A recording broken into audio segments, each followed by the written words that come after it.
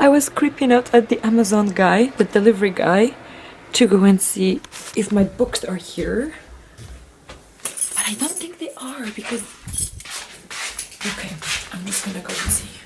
I really hope they are here. Oh god, I don't see them.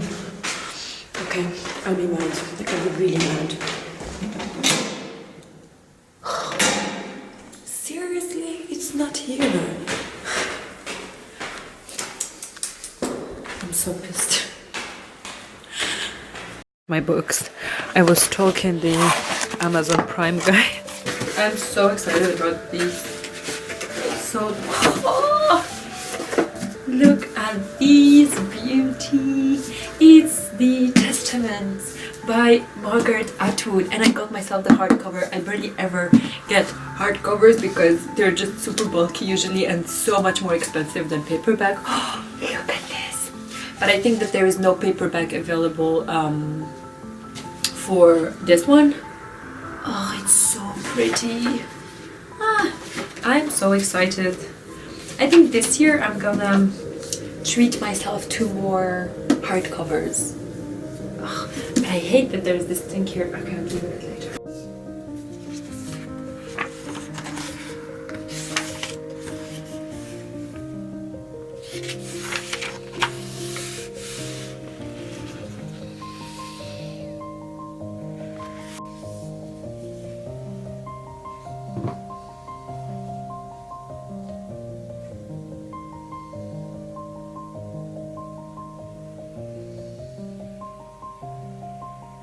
Hello guys, welcome back to my YouTube channel and to my first book review of the year. Yay! So I have read quite some books already, like maybe 6, 7ish. I'm on my 7th now, and today I'm reviewing my second 5 out of 5 star book of the year after Harry Potter, and that book is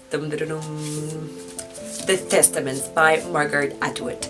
This is the sequel to The Handmaid's Tale, of course well known from the Netflix TV show that came after that. And The Handmaid's Tale actually was first published in the 80s, but then went out of print and then got back in the game after President Trump was elected and after all of his speech about women.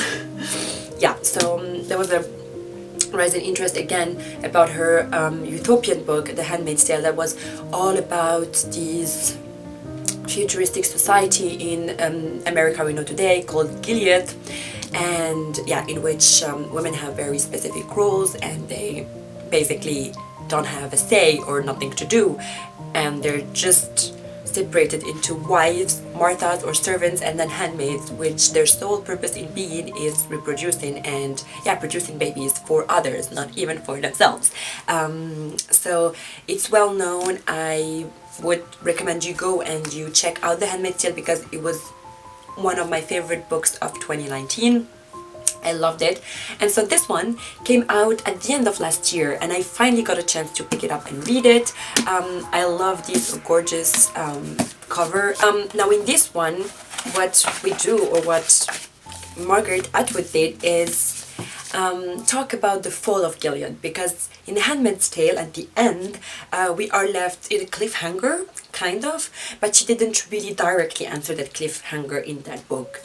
Even though there were some hints and we could imagine things and make up things, but there's nothing specific about that cliffhanger. However, at the end also, we know that the Gilead society fell or falls, and so it's in the context of a university and there is this historian talking about Gilead after, like, years after it had fallen. So in this book we discover how that happened, how the society that seemed so strong, so rooted, falls down. And it's beautiful because it's a multi-perspective, and I love that because from this book we have the perspective of an aunt. So the aunts were the leaders that lead the women and indoctrinate them and tell them how to do this, what to do, disciplinate them, whatever. So they were fascinating characters from the first book, and I love that we get so much more details, and we get to know them so much more through the perspective of Aunt Lydia, who is one of the founders of the society and a leader of the aunts.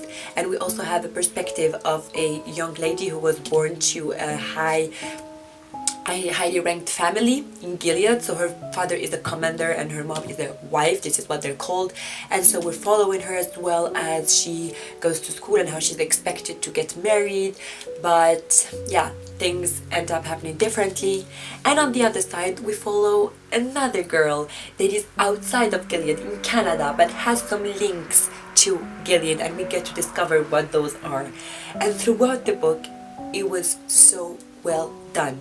You know, multiple perspective can get so messy, so tricky, but it was so nicely done here because they are linked somehow and we get to know Gilead more. It is a fascinating society to read about. It's a fascinating world, even though it's really scary and very dark and claustrophobic, especially if you are a girl or a woman reading it. It's just, yeah. I loved how that ends, how the society end up like falling. I love the sense of vengeance, the sense of pretending for years to be something you are not, as you are actually going through a different path and actually going into fulfilling a different objective. I think that was really nicely done. And of course, the way some topics are discussed about here, like suicide, like sense of purpose, faith, doctrines, ideologies.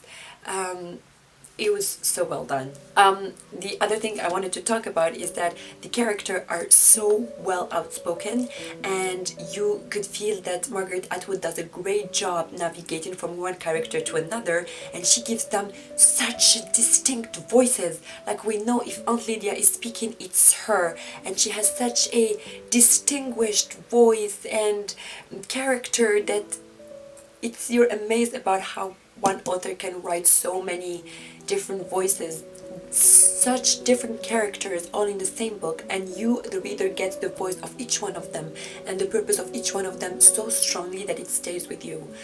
Of course, the writing stays with you. The writing is beautiful, it's captivating, it always leaves you at the end of chapters like in an hour and really wanting to know what's gonna come immediately next.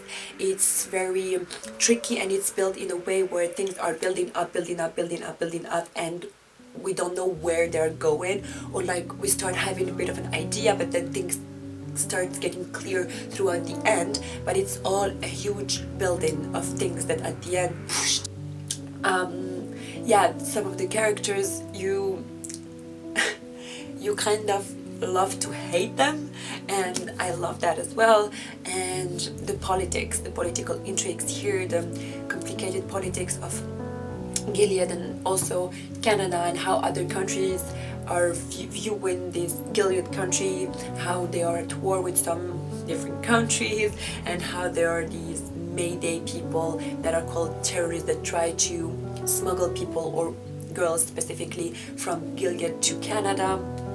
So we get all this adventure, all this sense of investigation, of mystery, of fighting for something that is right, and you just root so much for the characters. You want them to make it, you want them to be happy and just like keep going and reaching for their quest, and you really root for them a lot and you want what's best for them. And I think that's just greatly done in that book. I loved it so much. I would highly recommend it after reading The Handmaid's Tale, which I 100% recommend. Then of course you can get into this one, and it's amazing. And of course it ends again in a lecture, in a history seminar, way ahead or way years after Gilead fall. And yeah, it's a historian again explaining and speaking about documents and things that they found that document this kind of fall of that society. And you know of course what he's talking about, because you were following the characters that produced these historical documents. And yeah, it's such an intricately done, beautifully written book. I highly recommend it. And yeah, so if you have read it, let me know in the comments down below what you thought about it. If you read The Handmaid's Tale, and if you're watching it, because I'm thinking of watching the TV show, but I heard that they really changed it a lot, so I'm not so sure. So yeah, let me know what you think, and yeah, let me know what you're currently reading down below, and don't forget to subscribe if you're not. Welcome to the family and to the fun. And yeah, don't forget to follow me on Instagram as well, and I will see you guys in my next video. Bye!